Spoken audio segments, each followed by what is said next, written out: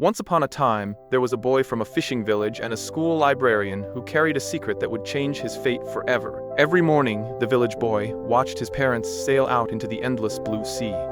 They believed fishing was his future, just as it had been theirs. "School won't put food on the table," his father would always say. "You'll work with us, and that's final." But the boy's heart longed for more. He wanted to study, to learn, to chase the future no one believed he could have. Yet, in a village where books were scarce and internet was a luxury, knowledge felt like a dream slipping through his fingers. Determined, one day he snuck into school library after school, slipping books under his worn-out shirt.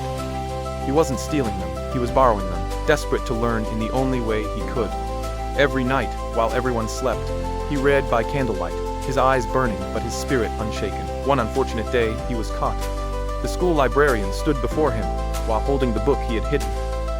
The boy thought it was over, but instead of scolding him, the librarian saw the fire in his eyes. "You're not stealing, are you?" she asked gently. "No, ma'am, I just want to study," he admitted, ashamed. Instead of punishing him, the librarian did something the boy never expected. She led him to a quiet corner of the library.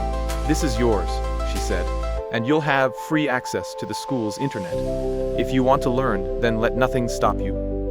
Handing him out an old computer tablet, with this newfound hope, the boy studied harder than ever. Though he was never the smartest in his class, he never gave up. His parents still didn't understand, the villagers still mocked him, but he kept pushing forward. Years passed. The boy finally graduated, not as the top student, not with honors, but as someone who had fought against every obstacle and won. Many years later, a well-dressed man stepped into the same school that once seemed like an impossible dream. He was no longer the poor boy struggling under the weight of books. He was now a doctor on a mission to help children like him, those with big dreams but little support. With a warm smile, he donated tablets to the school, giving underprivileged students the chance to study without limits. Then he searched for the woman who had once given him a place to learn. There, in the bench under the tree, sat the librarian, now old, frail, but still watching over the shelves of knowledge. The boy sat beside her, holding her tired hands. "You once gave me a tool for knowledge," he whispered, his voice thick with emotion. "Now I'm giving back to the children who were like me. Thank you for believing in a boy everyone else gave up on." Tears welled in the librarian's eyes.